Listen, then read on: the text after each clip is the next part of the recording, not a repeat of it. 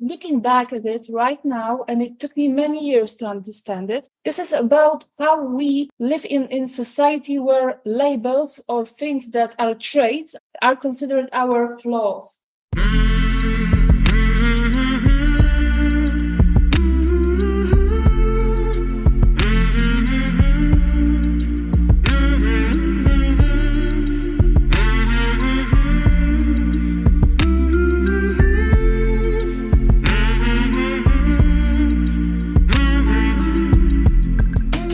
Hey there, my name is Sean, and this is Suicide Noted. On this podcast, I talk with suicide attempt survivors so that we can hear their stories. Every year around the world, millions of people try to take their own lives, and we almost never talk about it. We certainly don't talk about it enough. And when we do talk about it, many of us, including me, we are not very good at it. So one of my goals with this podcast is to have more conversations and hopefully better conversations with attempt survivors. Thanks to everybody who's joined me here on the podcast, sincerely, and of course to everybody who listens. Now, if you are a suicide attempt survivor and you'd like to talk, please reach out. hello@suicidenoted.com, on Facebook or Twitter, at Suicide Noted. There's all kinds of other ways you can get involved, participate, learn more, including our memberships. So have a look in the show notes for all that stuff. And of course, a friendly reminder, if you rate and review this podcast on Apple, it helps people find Suicide Noted. These conversations are in large part to help more people in more places feel a little less shitty and a little less alone. Help us out. Finally, we are talking about suicide on this podcast. Probably not a surprise there, and we don't hold back. So we realize it's not a great fit for everybody. So take that into account before you listen or as you listen. But I do hope you listen because there is so much to learn. Today, I am talking with Karolina. I want you to know that during our conversation, Karolina uses the term hypersensitive person once or twice. It is really important. She wants me to let you know that the term is not hypersensitive person, but in fact, highly sensitive person. They mean two different things, so it's important that you know that. In any case, Karolina lives in Poland, and she is a suicide attempt survivor. Hey, what's going on? Thank you, I'm good. I still hesitate to use this word to describe my mood, but I'm getting there, I don't like when people ask me how I'm doing. Somebody just texted me that like an hour ago, how are you? And I just said, I'm weird. Look, I know. I'm going to answer that. It's a small talk also, but because often people don't really want to know what the answer is, just to start the conversation. But in terms of really admitting that I feel I'm fine, I'm good, still it feels quite strange because, it wasn't in my vocabulary for me, like in my case, to use this word for my mood for, I don't remember since when. So how do you say how are you in Polish? Jak się masz? Co u ciebie? Still don't like it. In Polish, when you have birthday, you don't say something like happy birthday, but it goes like all the best. And in my recent experience, it's like I always use this phrase. I like rephrase it. I say wszystkiego dobrego, which means all the good, all good, because I feel that right now good is enough. Good is wonderful. Really, it's wonderful. Right. You know what's interesting is this Monday I have an episode coming out. They always come out on Mondays. Someone's from Poland. She was the first. You're the second. Yeah. What the hell is happening in Poland? It's not very optimistic in terms of politics and society going on, but I think it's a global struggle. We all grew to suffer from emotional distress. There is so much stress around, so many expectations on ourselves. The society believes in this, and people grow up being conditioned to believe in all those things, that they are chasing something, and even when they get this thing they are chasing, they are stunned that they discover this is not the happiness they thought they would achieve at this point. Now we're just going to talk about you though, right? Yeah. Yeah, exactly. This is my case, I think, because I also used to consider reality in terms of black or white. Right. There was nothing between. And I think this was also quite instrumental or very crucial in my whole history from the beginning. I've been suffering from depression. I might say that it's like 25 years. It started when I was 10. All right, so you're in your mid-30s. And are you in Warsaw? No, I live in my city. It's a smaller city in the northern east of Poland. It's near the border with Lithuania. Oh, okay, Lithuania. And what about work stuff? Being self-employed is the only option for now because I never worked in any other way than remotely, only online, due to my illness. And I know it's not an option for me to go like daily to work. When you say you have the illness, and that's one of the reasons why you need to work remotely or have a certain kind of lifestyle, are you talking about depression, mental illness, or other things? Depression was like it triggered very different conditions that added infections. Your immune system suffers, immunological like illnesses. It was also that I consciously chose to destroy my health. By food, mainly. I got to the point that my body was, I had anemia, very low, iron levels in my blood. And there were like no vitamins and all the things. I did it like on purpose. I knew exactly what was happening in my body, and it was my indirect way of progressing towards death, I think. Mixed with some kind of rebellion. I think I was a rebel against the world, against the environment. So my fight, depression was the first thing. And that was when you were about 10. Yeah. And now you're 35. So do you remember the first time you started contemplating suicide? This is an interesting thing because I can safely say that depression as a very serious thing, like not that you're so sad, or because you can be sad, numerous times in life. It's something obvious, but depression started when I was like 10. I didn't really contemplate suicide. Like I didn't have any thoughts of doing anything until I was, I think, 20 or something like this, like I had this feeling I didn't want to live anymore, but I never had any idea that I could do something about it. I just accepted that, oh my God, today I wake up, another day, I have to survive it. Disappointed, I woke up. Getting to bed the previous night, I was hoping that when I go to sleep, I won't wake up the other day. What is that called when you go to sleep and you don't want to wake up? Do we call that ideating? What do we call that? You could argue that's not how a healthy person would be thinking or feeling. However you're defining healthy, that's probably not it. I don't know for sure. Does that have a name, or it doesn't need a name? I'm just curious because I think it's pretty common, much more so than I jumped off a building and survived. Whatever you think about suicide attempts or anything, it takes a lot of courage. I use this word intentionally because some people argue that this is not courage, that you leave all the things, all the mess behind, and you just sign off the world. Whatever you believe in, if you believe there is anything after death or not, or there is another life, this is not important. The key here is that once you're dead, there is no going back to this life you just left. Yeah, it's final. I know I read about it after my actual suicide attempt, that there are different types of suicide attempts, that there are some like meant to be final. So people are sure they want to kill themselves, and there is no doubt about it. But there are also people who are trying to send a message to the environment.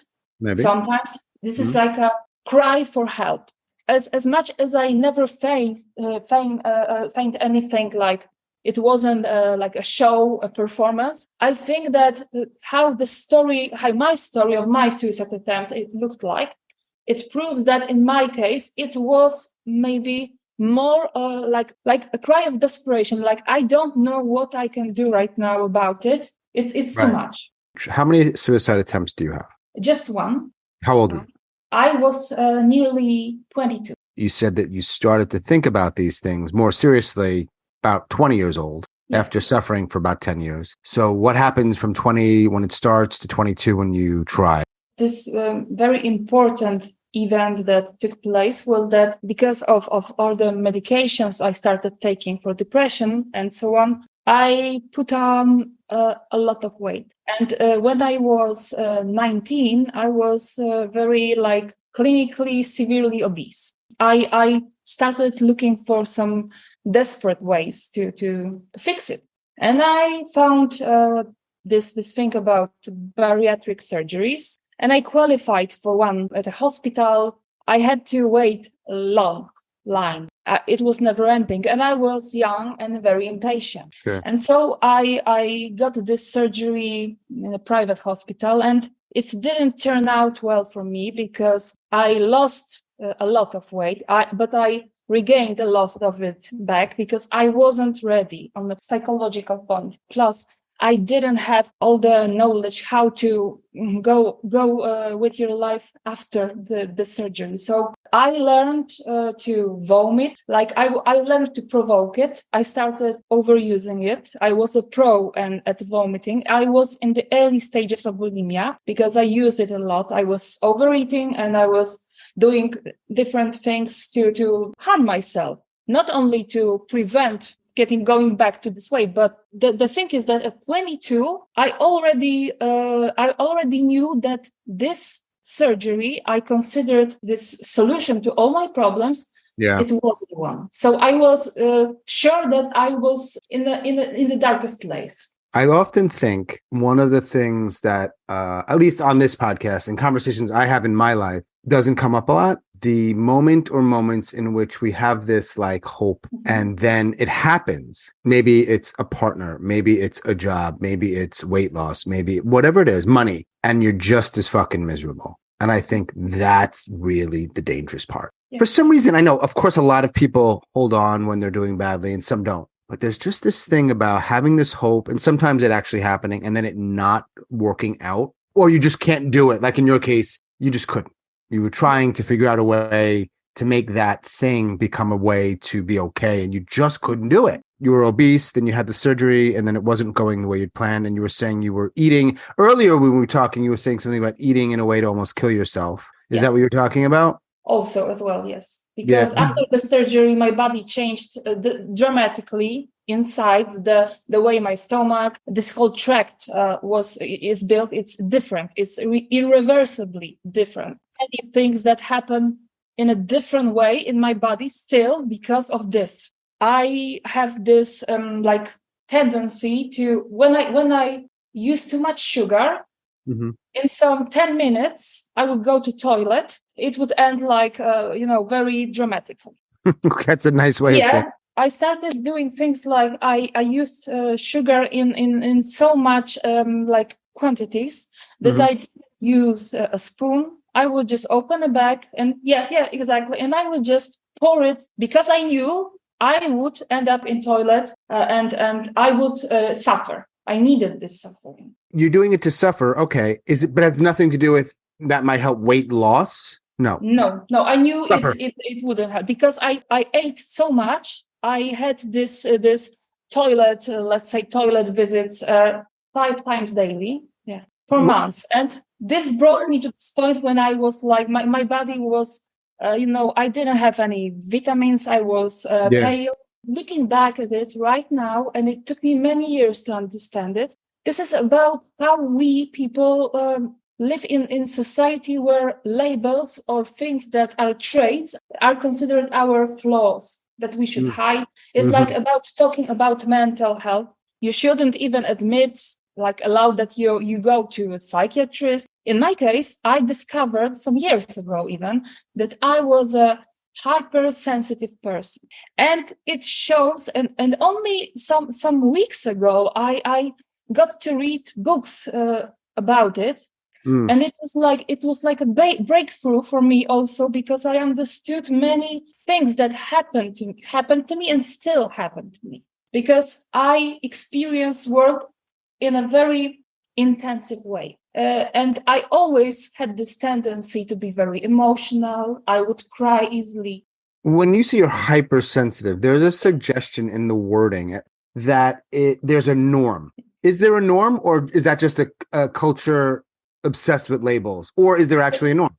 Yeah, there is a very scientific thing to prove what is the norm and what isn't. I read about this. The scientists were trying to find evidence to compare this mind of a normal person and a hypersensitive person. Yeah.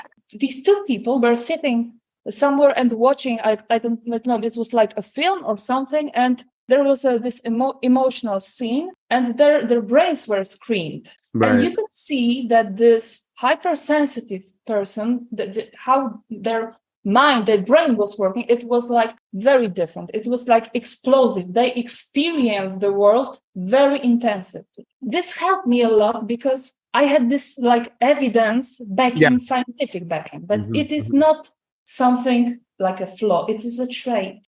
Well, you just nailed it right there for sure. This idea of a trait versus a flaw, but we go to the flaw because that way of being isn't as well aligned with the way most people are essentially forced to, for lack of a better word, conduct their lives 9 to 5. Don't freak out. That's not okay. And if you're not that, you're weird, you're crazy, you're this, you're that. Maybe we medicate you so that you have hopefully you feel a little better and you can maybe do that stuff that we're all doing. The point is, not everybody fits, but it doesn't make them bad. It doesn't make them flawed. It doesn't make them anything. It just makes them interesting. And we do sometimes celebrate that for sure, but we don't do it enough. So you in hypersensitive world, but you could argue also you aren't probably having places to express yourself in a way that's feels okay. And I'm assuming it was one of the reasons you're sharing it is it lent itself, or you're taking us, we know, to a suicide attempt. So I imagine it's part of that conversation. I spent most of my life recluse because at some point I isolated from society. I didn't leave my house for 3 years. I lived with my parents. I didn't need to buy my groceries and so on. From my early childhood, my emotional side, my very emotional reactions that were always interpreted like she's weak emotionally. Yeah. You can break her, and I always heard these things like, "Oh, we shouldn't tell you this because you can't take it." And I grew to believe that my emotional being is it equals being weak. And I learned to punish myself for things that were not my fault, altogether. To give you an example, right now I'm wearing glasses, but it's a fresh thing. Why I just needed to put them on when I was a teenager. Why I didn't get them earlier, as I should, being a teenager, because I was born with a perfect view, I didn't have any issues with seeing anything, but when the technology started, there were these screens that were far more harmful than even those we have now. And I spent some hours behind the computer when the internet was available. And I was a kid. I was, stunned, and I didn't know about what it's going to bring me. And it brought me, that my side was just getting worse. And then when I was 14, I learned, I asked my biology teacher if there is anything I could do about it. And I don't know if if at the time there were these laser, treatments or anything, but she told me, you can't. You can only wait until you're older. Then your vision will change because you will need glasses to see things from closer. Now I need them to see far away. I felt it was the end of the world for me because I felt I destroyed it. I was given healthy vision, healthy sight, and I destroyed it. So I felt that the only good solution was I go with this through life, suffering, not seeing well enough, not wearing glasses because I deserve it. As silly, as foolish as it sounds, I believed in this. I imagine that applies to other things in your life as well. Yeah, exactly. It applied to many things I did to myself, like self-harming. If you think about cutting yourself, I've been there, done that, yes, too, not on a very regular basis, but with this vomiting, it's like I really needed this suffering. How you felt after finishing vomiting, because you were weak, you felt like you would faint. Mm-hmm. And often I needed to, rest next to the toilet because I didn't have enough strength to stand up and go to bed. And I felt I was exhausted. And this sense of suffering brought me like some kind of relief for a moment because I thought I deserved it. So you're living at home, your early 20s, you're living at home, you're isolating then, right? Yeah. You're struggling with your weight after the surgery. At that point, at that age, people are in college. Maybe they're working, they're with friends. Not everybody, but a lot of people. When you're isolating, you're probably not doing most of those things. So I'm wondering, you're probably aware of what others are doing and that you're not doing, which could suck. And then you have the additional component. Maybe this applies to you, I don't know, about the last 10 plus years of thinking back and the pain involved with that, of what you might have missed or the opportunities gone. It kind of really sucks, no? The thing is that I was aware that there was no like social life for me. And I missed this part many years. Like it didn't happen to me. This is very difficult because it started happening quite later in my life. And when it started, in many ways, it felt like I was still a teenager, like the first love. It only happened once to me, like I fell in love. It was unexpected. It was under circumstances where I struggled a lot because I tried to change my environment. I had many attempts, of these sudden decisions, and I applied for a short course during summer, a summer school in filmmaking in London. Wow. And I went there, and it was a great experience because it was thrilling, it was exciting, but it was a struggle because I had to be among people, and though they were very friendly, they were different, there were multiple cultures, and I loved this experience. It was scary. It still was a big step. And this course involved a lot of walking around London, central London, because we were checking out the locations where we would film many, many activities, and I never walked so much in my life one day.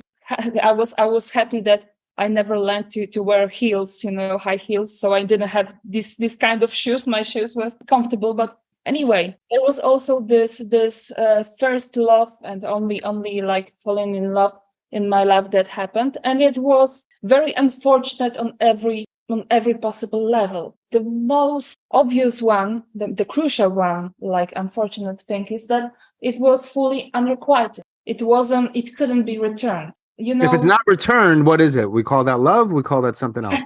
I don't have any other experience to compare it. Well, so in my case, I felt this was love because I felt that there was a connection. Quite ironically, like I knew logically, it was one-sided. So it wasn't a connection because connection by definition requires two sides. Well, so, I don't know. I'm not sure about that. And being aware of it, I felt like it was this rejection I faced. It was just another proof to me, like evidence I wasn't enough. So it was like a sign that go back to your cave and don't try to.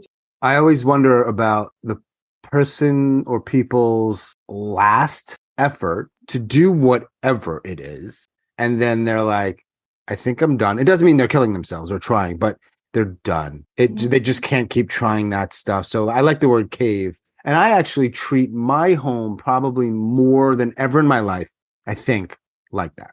Let's go back to 22, the actual attempt. So what happened on that day? Do you recall? I remember I had a fight with my mom, not a very serious one because we never quarreled, intensively, but I don't remember about what exactly, but I remember the conclusion. I already knew that living with a person with mental health issues was a challenge. Yeah. I knew I could observe it. I knew. And it was very difficult for my parents. It was obvious. But I had this impression that she was so tired of my, futile attempts to get out of this depression and so on. I felt like perhaps it's better for them to get rid of the burden of me. If I disappear, I'm not there anymore, maybe it would be easier for them. I felt like maybe this is this time when I should call it the end. What'd you do? I already knew that if I ever do anything, like any suicide attempt at all, I already knew that it would be with pills. Okay. I had a lot of different medications, including quetiapine. It's very strong, as I was taking a few pills daily. So I knew how it worked for me with a few of them. I did my maths, in my mind, and I knew that if I took like a handful, like it would give me a good chance to make it, maybe kill myself. Opened a new package. I remember there were 60 pills in one package. As I opened it, I just let them out of the box of this package, not counting them, like how much I got in my handful, put them in my mouth and swallow and drink a lot of water. And what saved me was I was always a very obedient child. And some minutes after I did it, I just went to my mom and I admitted what I had done. And so she took me to the hospital immediately. And what did they do there? As I remember it was like a slow motion, because when I got there, I felt like the doctors didn't really care about making it quick. And they were like very bored and so tired. And they asked me questions like, so why did you take those pills? What was your intention? And at some point we got to this room with nurses for gastric. Now I think about it as a funny thing, because they wanted to put this like big pipe into my mouth to provoke vomiting. When I noticed this pipe, I told them, I'm good. I can do it myself without this pipe. I really a pro at this. Right, I can right, do it. right. And I can't forget their faces. They were like, what what is she talking about? Okay. For a second, they hesitated, but then, okay, what do you need? And I told them what I need, what tools I needed to make it happen. And it happened. Yes. So you got rid of this stuff. So you puked a lot of it out. Did you have to stay in any sort of like mental health facility? Did anyone after that actively intervene in your mental health care? The night afterwards, like when they were sure that I was fine, that there were no very dangerous consequences, and right now to my attempt, they wanted to send me to a psychiatric hospital. Like it was obvious for observation. It works like this, but I refused. I knew at that point that I wouldn't do it again, because there was one thing I remember. I remember the misery, the tragedy, and the dread in the eyes of my parents, especially my mother, when they didn't know. And so I could notice the suffering I create. My general assumption was that as long as they are alive, I won't take direct steps to end my life. So I'm waiting for them to die, and then I am free to decide to kill myself. But not to this point. I'm like postponing it. Are you in your parents' home now, or is that your place? For the first time, I'm on my own. It's like since March. So all that time, including COVID, you're with your folks. Yeah, but there were different instances of my abrupt attempts to be on my own. And they always ended up in disasters. Yeah, well, so England in that film school, that wasn't one of those examples. That was something that worked out well. Yeah, but it was a short-term thing. I knew I would be back. Yeah. I had different experiences. Like I completed a degree, a master's degree in London in specialized translation. Wow. But it was a struggle because it was like mostly online, but only because they agreed to help me. It was a year-long degree, and I was there just 3 months because I had this breakdown that I needed to go back to Poland because I couldn't leave my room. There are these instances, these moments in life when you see the light in such situations, because the university was aware of my mental health issues. They had the information. And I was, I asked for help. Like I called them, like I wasn't able to leave my room. Mm-hmm. So I called them and I told them I couldn't be attending any lectures like in person because I wouldn't leave my room. So it wasn't an option. So this woman shocked me because she asked me this question: do you have food?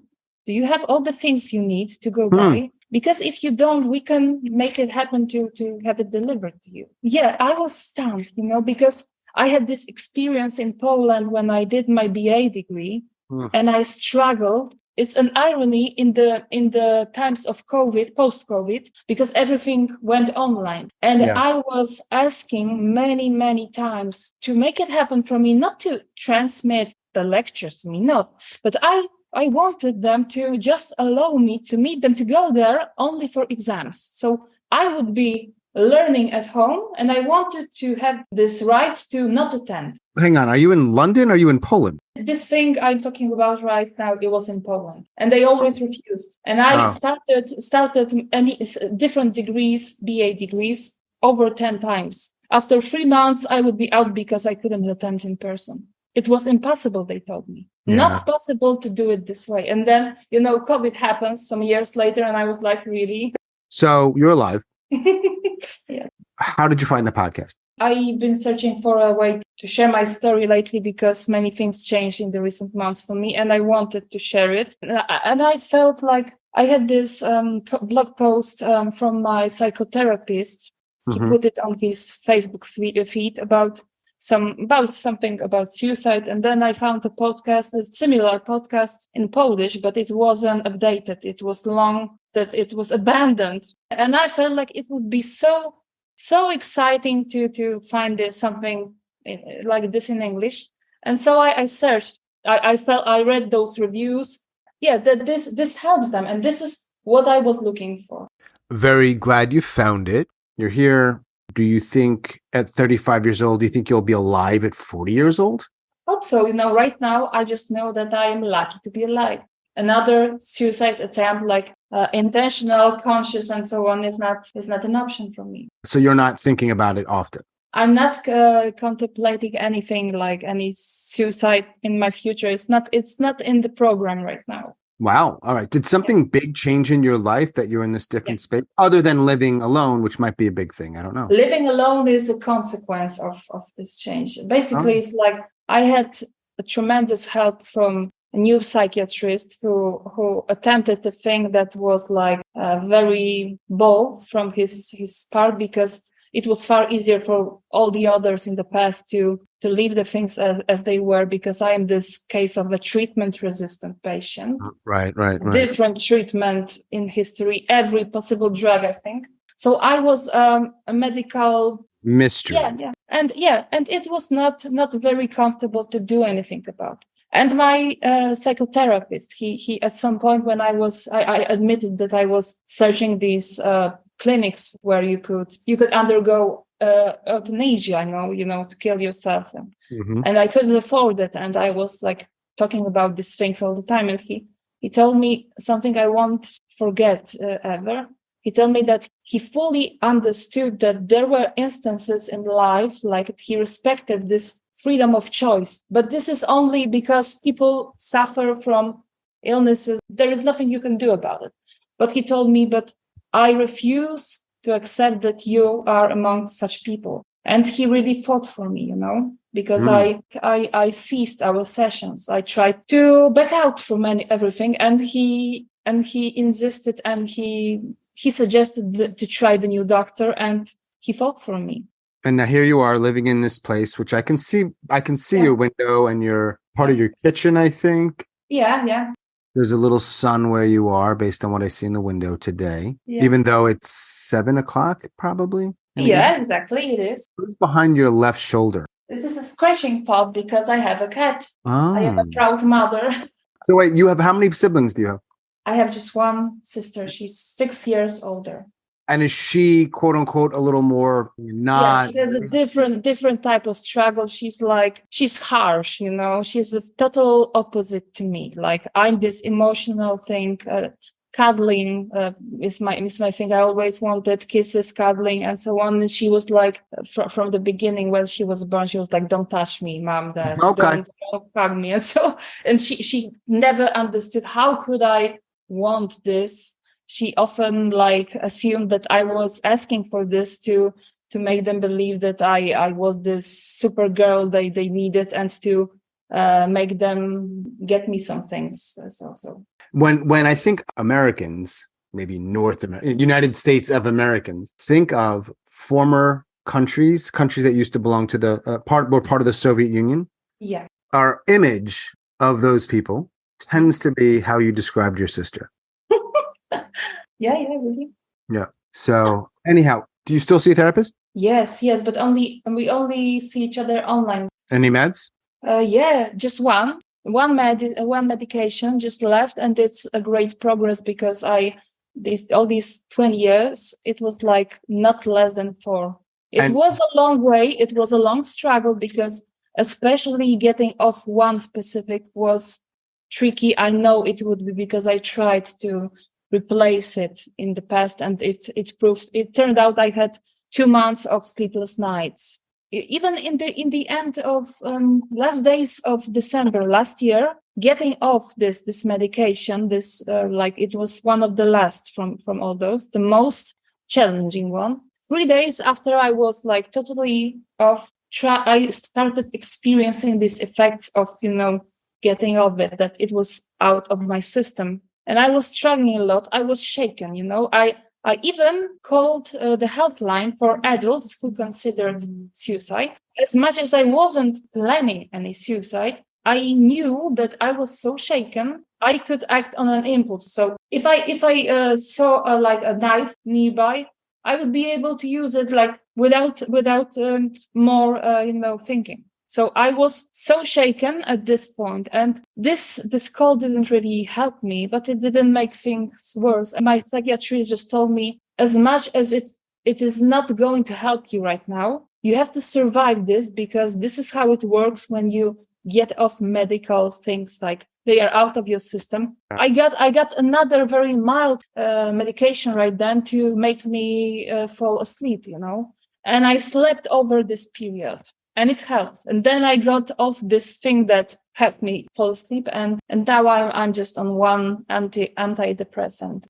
It works great. And did you ever get a diagnosis you think is correct? A different diagnosis. It was like I had this diagnosis of schizophrenia, bipolar disorder too. It was there. After my suicide attempt, I not just after the night after, but at some point I got to the psychiatric hospital. I had this stays many times in my life, but very, very short period of time, 2 days, not more. It's like I was always discharged because I couldn't stand being among people, too many people, strangers. I had this when I was over 22 after my suicide attempt. I had this psychological test, and their diagnosis was that I had this mixed personality disorder, and that I had every possible disorder, excluding narcissistic. Every other personality disorder was there. So it was a turbulent mix.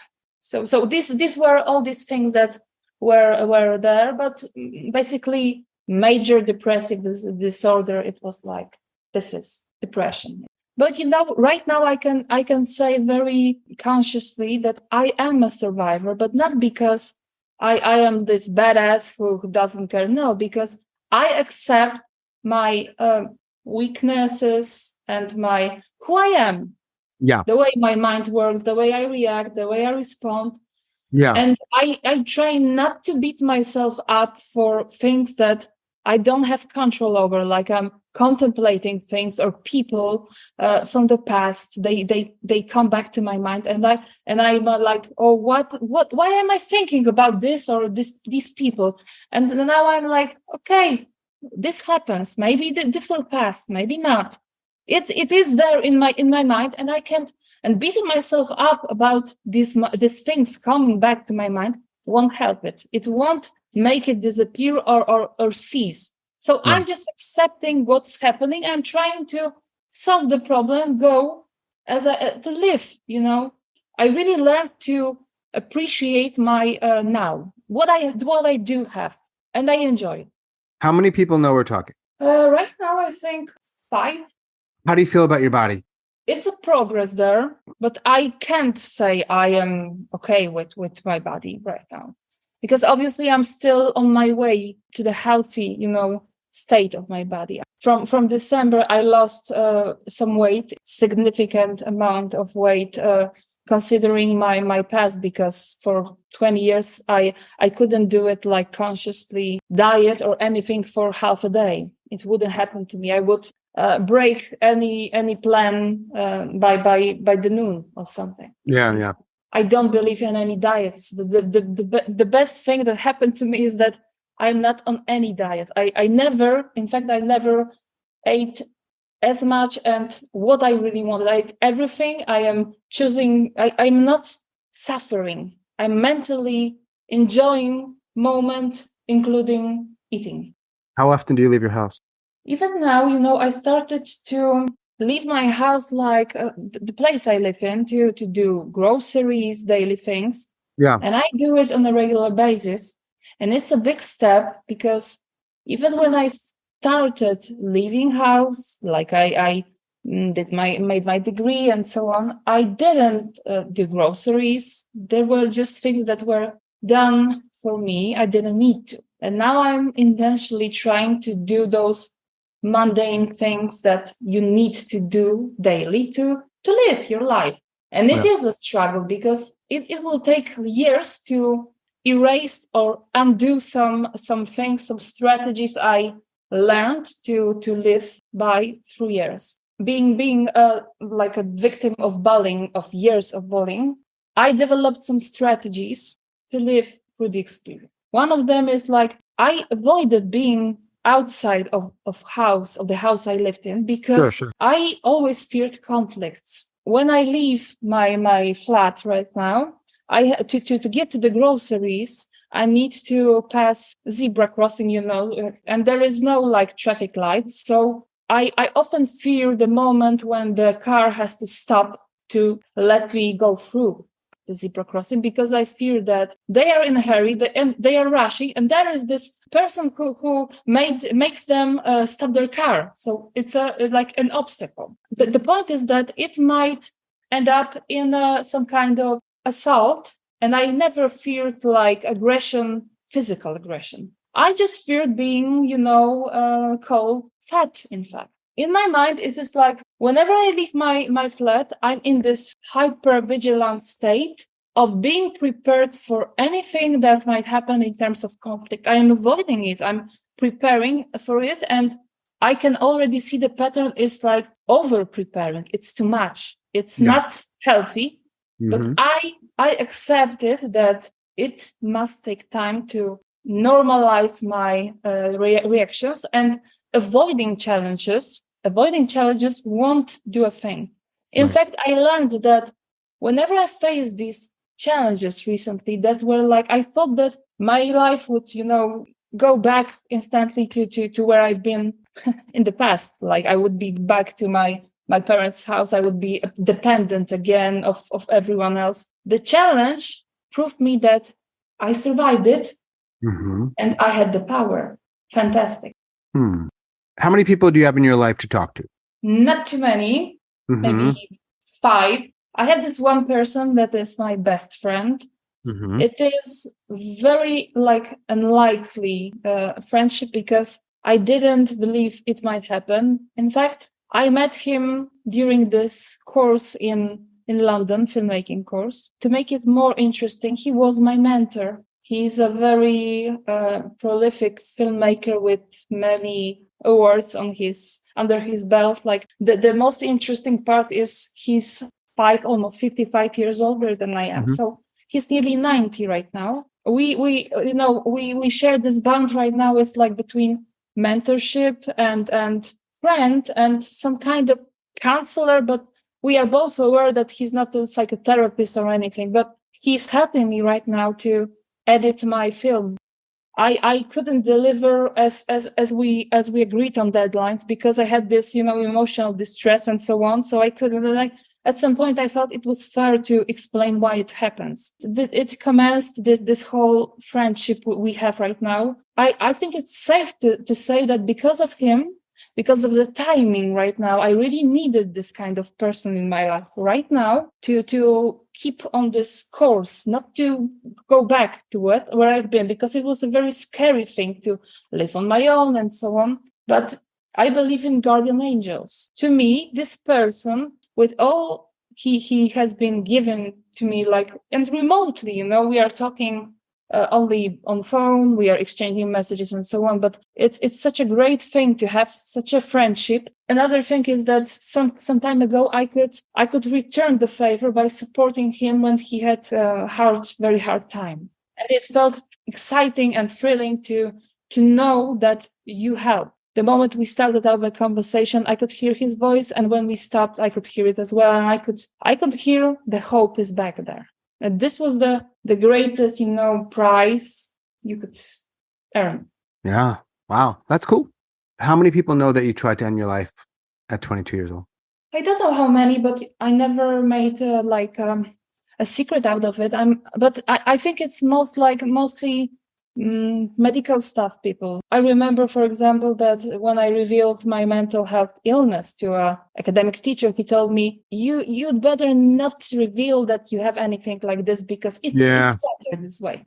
So I know how this feels, but I never really had trouble admitting this happened. This is my experience. And right now I'm treating it like it's a resource I have in my toolbox. What's one thing, if anything, that helps you feel a little better?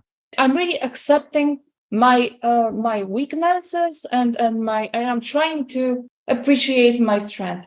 I'm learning. Is there one in particular, one myth around any of this stuff? Don't feel you have to fit in. Like, I think that we in the beginning we discussed that people think about those so-called norms that you have to belong to. It's false, because think about it this way. If all the people in the world were so alike, it would be such a boring world. You're being different. This is not a flaw. This is individual, beautiful thing about you. You being you, there is no person that ever has been exactly the same as you are right now, and there will never be one. You're unique, and you should cherish it. You be proud of who you are really. It sounds very like a cliche, but I used to be like in this place when I felt this is a cliche. And I am this lucky person who, though after all these years, it happened to me that I felt it inside, that it is there. So I am lucky that it happened to me, because I know that there are so many people that won't experience this feeling in their life ever. Now, if you've ever heard the podcast, and I think you have, you know that I like to talk about book titles, but because you did some film work, the question, and it is my final question, is what is not the film you're working on, though I am curious about that. What is the Karolina film's title? The ironic thing about this film I'm working on, it's a coincidence, but it fits. What is it? By chance, The Awakening. The Awakening. How do you say that in Polish? Przebudzenie. Yeah, it applies to my last 8 months of life. I hope things continue to go for you the way they've been. The Awakening. Yeah. We do the best we can. Yeah. All right, Miss Karolina in Poland, thanks again. Bye. Thank you. Take care. Ciao. As always, thanks so much for listening and all of your support. Special thanks to Karolina over in Poland. Thanks, Karolina. If you are a suicide attempt survivor and you'd like to talk, please reach out. hello@suicidenoted.com on Facebook or Twitter @suicidenoted. Take a moment, if you would, and rate and review us on Apple. It helps people find the Suicide Noted podcast, and we want more people to find it, especially if it helps them feel a little less shitty and a little less alone. Thanks very much for that. And that is all for episode number 179. Stay strong. Do the best you can. I'll talk to you soon.